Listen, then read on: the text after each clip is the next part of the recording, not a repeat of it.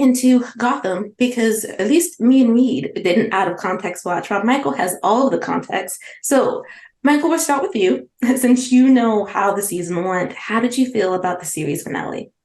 I really enjoyed the series finale of Gotham Knights. I have to say, this show has been a little joy. I didn't expect to like it as much or get attached to the characters as much as I did.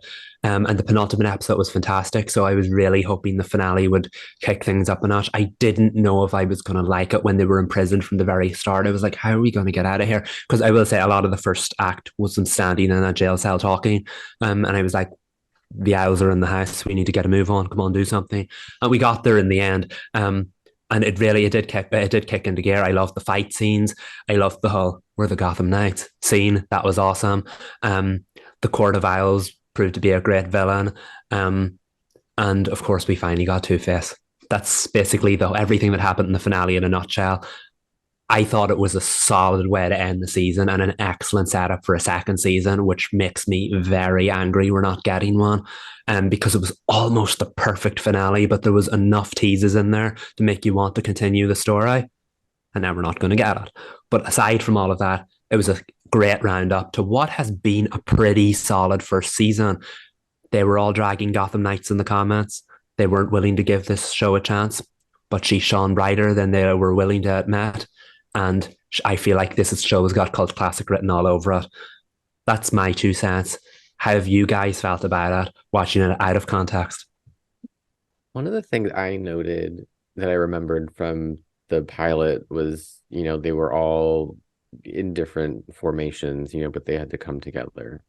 And it felt like where they ended up in this episode as a group, a chosen family, whatever you want to call it, felt really earned, even though I had 11 episodes of missing context. I just where they ended up felt very like, okay, yeah, I can see how they have all gotten to this place emotionally and how they feel for each other.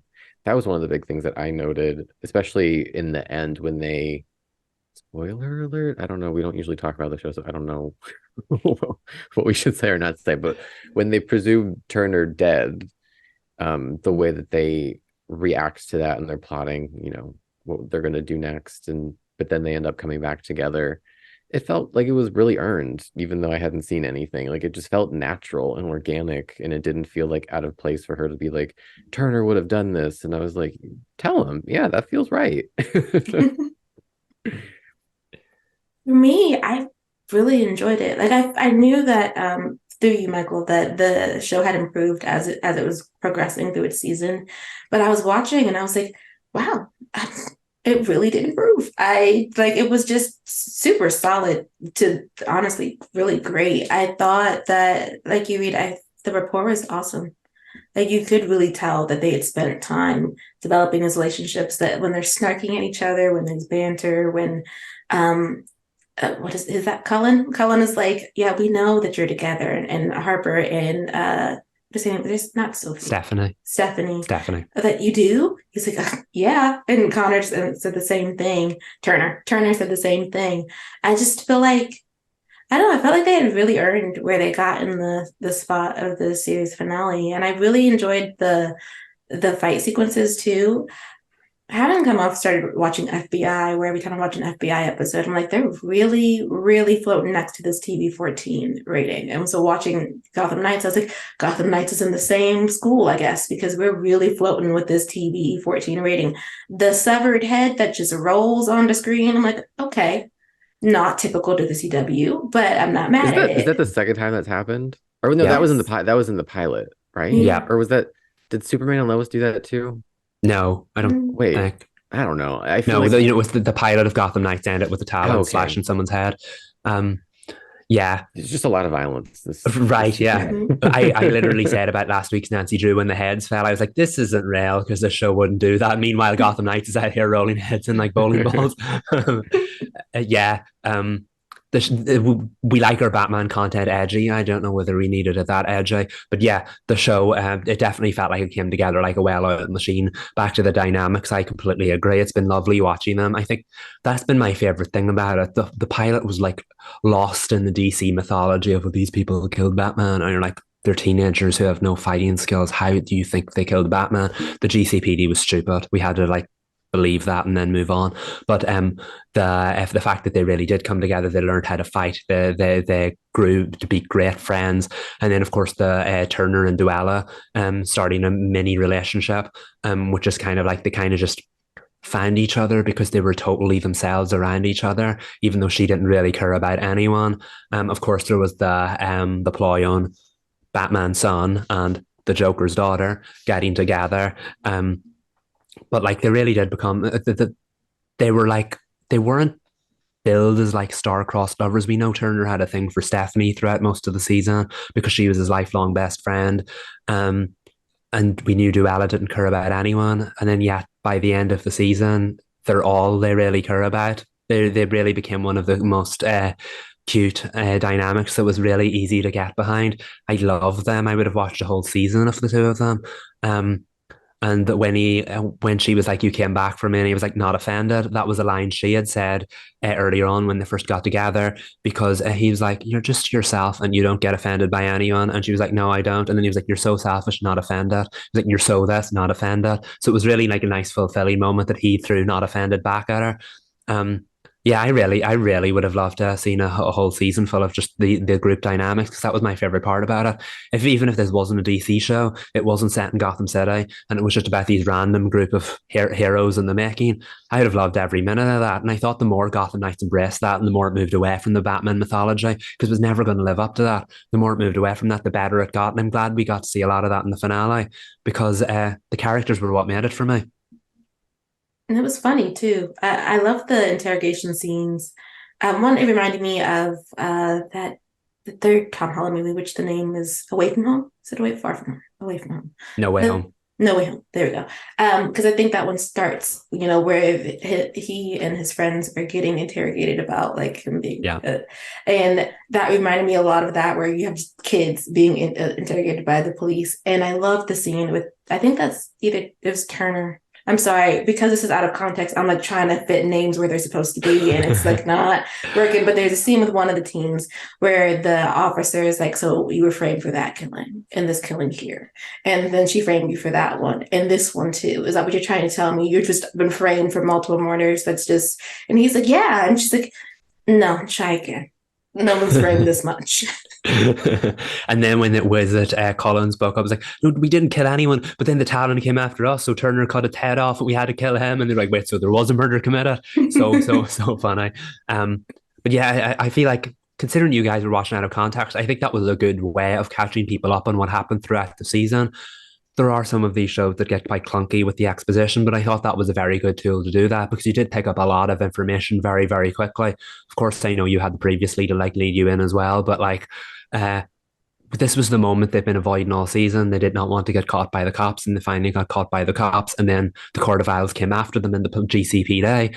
So it was very fulfilling. And then that police officer that Colin ultimately saved, he was one of their dynamics throughout the whole season was that Colin was masquerading as a police officer, and him and that officer kind of formed a bond. So now when that officer was like, "Wait, he's been a fugitive this whole time and not a real police officer," then Colin had to step up and save him. We got a lot of great dynamics like that. And of course, Carrie Kelly, aka Robin, and her mom, that was another important one this season as well. And you saw in the end, she finally accepted her being Robin. She finally accepted that she was a vigilante and that Gotham needs a hero in the wake of Batman's absence. So it did come together really, really well. That fight scene was incredible. And then, of course, the fact that they all had to work together to defuse the bombs. Like, would Duella really be willing to save herself, or sacrifice herself to save the city? And then the team had to have faith in her. That's very Batman, having the faith in the people. We saw that in the Dark Knight, where Batman had the faith in the people even when the gun was pointed to their head. Yeah, I really, really loved it. I really loved the characters. I really loved how the finale played out, and that it was a good way of defeating the Court of Owls. I also thought it was a solid adaptation of the Court of Owls, because they all were ultimately the big villain that the show was trying to keep a surprise in the end, and it really came together. The other big villain that was in the finale, of course, was Two-Face. And I do want to talk a little bit about that. I remember on this podcast when we first saw that Duella was announced, and we said that the character is called the Joker's daughter. I went on a bit of a rant saying, well, in the comics, she shows up as the Joker's daughter, then she's the Riddler's daughter, then she's somebody else's daughter, and it turns out in the end she's actually Two-Face's daughter. And in the end, that's exactly what we got because she was Harvey Dent's daughter. She was a secret daughter. What did you guys make of Harvey Dent? Because I know we did say in the premiere he was kind of bland. He didn't have Mm-hmm. much to do. And now we get to see both sides of Harvey before he ultimately became Two-Face. What did we make of that? Was that the first time? The first time you saw him as Two-Face? Mm-hmm. Yes. He's had the internal demonic personality in his head, but that's the first time we've ever seen him Had the come face. out. Yeah, and then he got the face burnt. Yes. I don't really have any big notable thoughts. Oh, okay. For me, I was like, he is more than beautiful wool coats. Because I believe when we did the review for the premiere, I was like, I don't know, I'm not feeling it, but he had some lovely coats. And so and so now I'm like, oh, I really enjoyed the sequences between Harvey and Duella. Because it's out of context, I was like, did he earn that dad scream from her when she's? I was like, didn't she just find out? I feel like we're doing a bit too much, but time was ticking. She was attached to Bob. Maybe the emotion is what got her there, but I thought it was interesting. I think Misha Collins did a really good job of that switch. I didn't quite. I loved how. What does she say? Wes, I'm just gonna play a piano, like I'm gonna hit a right key and then you're gonna turn. Is that what you're saying? And he's like, no, I can just close my eyes and do it. And I was like, wait, whoa, hold it. Did this get this get said in previous episodes? You mean you can? He closed his eyes and he hummed for a bit, and then there Two-Face was. That was so confusing to me. Like even in context, that was so bizarre because Harvey found out that he has this personality disorder and this evil twin inside his head, and he took an overdose of a medication at one point so that he could have like a dream where he interacted with his other half, because that was the only way the two of them could be in the same place at the same time. And Harvey literally killed his other half.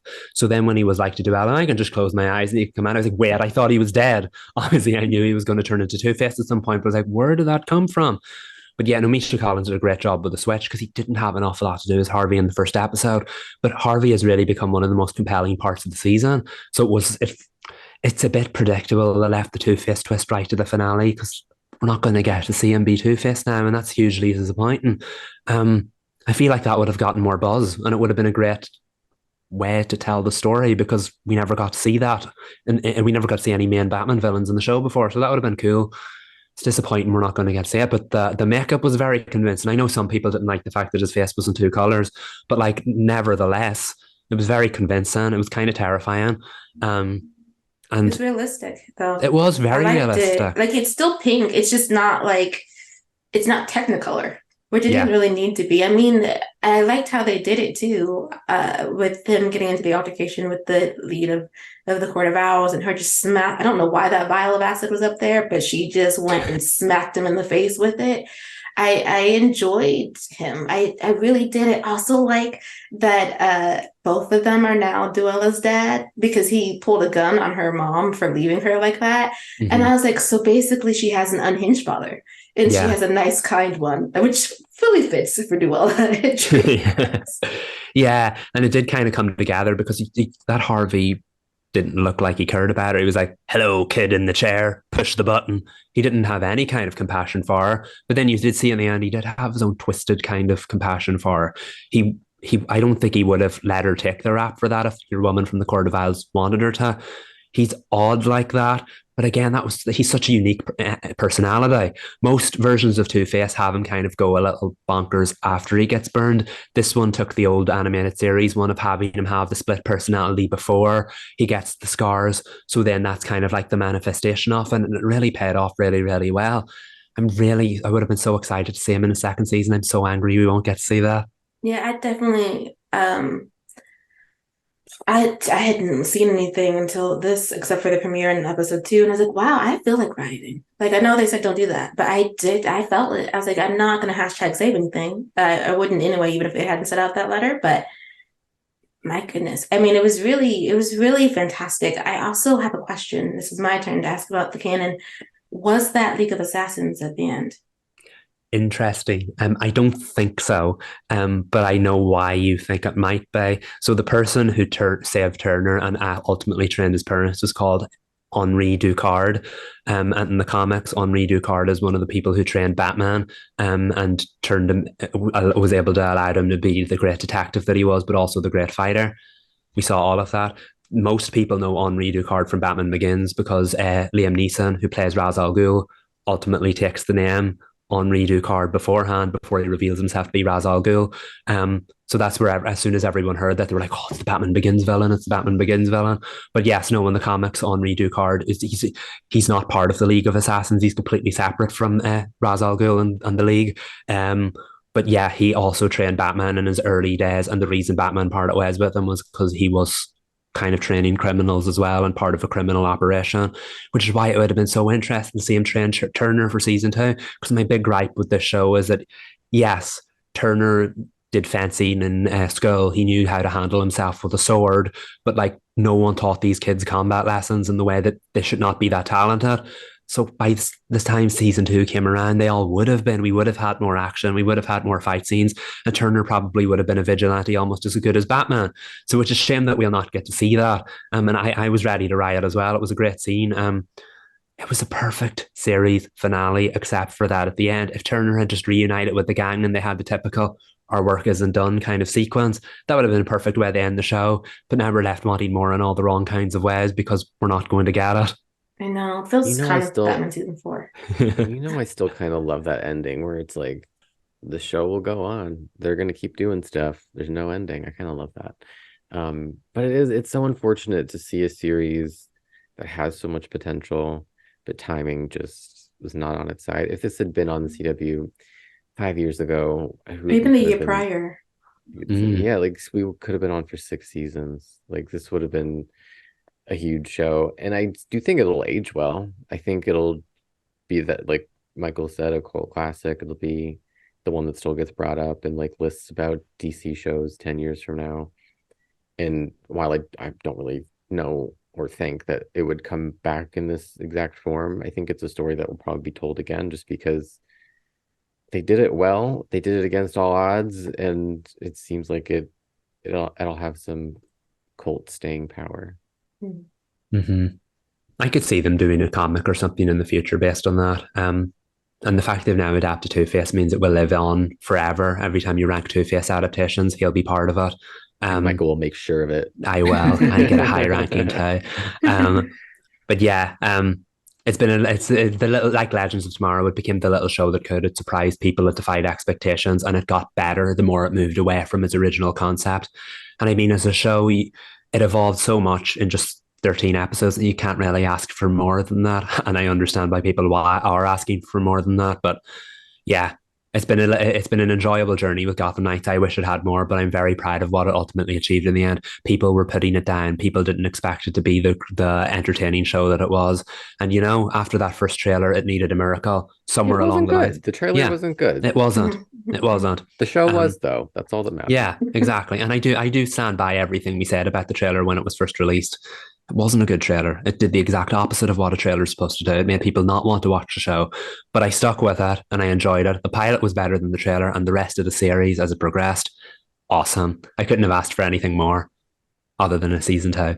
But aside from all of that, yeah, Gotham Knights came and it conquered, and it had a good time while it did it. And I don't think we could have really asked for anything more as fans than that.